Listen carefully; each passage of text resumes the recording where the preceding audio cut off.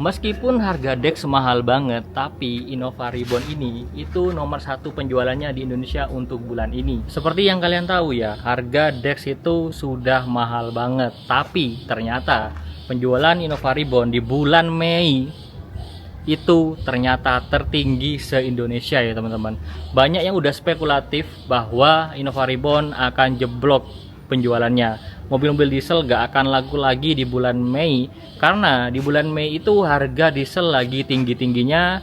Harga Dex itu 27.000 sekian, kemudian yang kalau kalian beli yang swasta itu sampai 30.000. Dan itu udah banyak banget yang bilang bahwa harga diesel itu udah nggak masuk akal lagi, beli mobil diesel itu udah nggak masuk akal lagi, dan pasti harga jual secondnya Innova Reborn pasti tambah anjlok, dan nggak ada yang beli mobil baru Innova Reborn lagi karena udah nggak sanggup dengan biaya BBM-nya.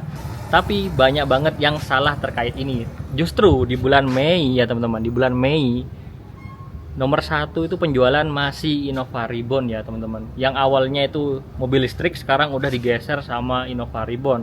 Innova Reborn tuh bukan mobil yang murah ya, mobil yang menurut aku sih menengah gitu ya, di mobil menengah. Jadi sudah mulai agak mahal di harga 440 jutaan untuk kalian beli yang Matic kayak gitu harganya, dan terjual 3.819 unit di bulan Mei.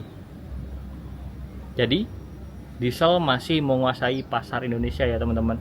Nomor 2 ada Avanza, nomor 3 ada JQ 2900, nomor 4 ada Zenith. Banyak yang bilang dengan harga BBM yang naik kayak gini, mobil listrik dan hybrid itu bakal jadi dominan. Ternyata di bulan Mei ditunjukkan dengan harganya Dex yang makin tinggi, justru Innova Reborn tetap terjual paling atas. Dan juga kalau kita cari mobil diesel yang lainnya itu ada di posisi ke 13, yaitu Toyota Fortuner, di mana dia terjual di 1.241 unit. Jadi lumayan tinggi ya masih ya peminat mobil-mobil diesel, khususnya mobil diesel keluarannya Toyota. Aku ada sedikit opini pribadi kenapa mobil Innova Reborn itu meskipun harga Dex-nya naik tinggi, tapi kok malah melonjak ya penjualannya.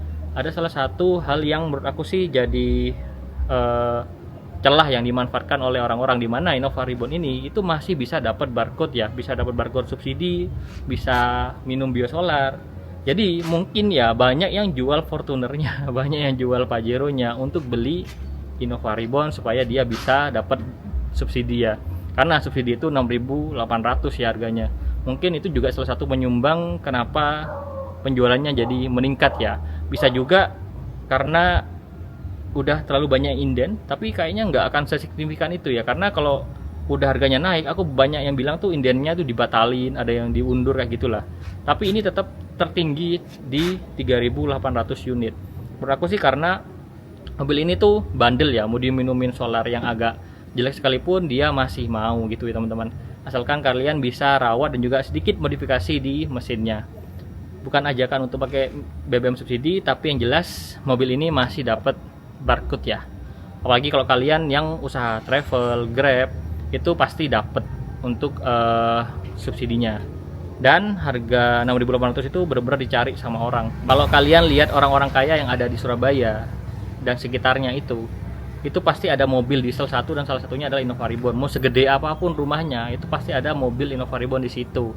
Karena mobil ini mobil operasional, tangguh, bisa dibuat untuk kerja, buat mejeng yang masih masuk kayak gitulah. Itu jadi satu alasan kenapa Innova Reborn tetap tertinggi di bulan Mei meskipun harga Dex sudah sangat tinggi.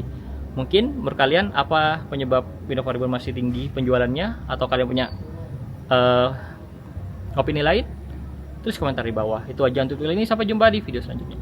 Bye.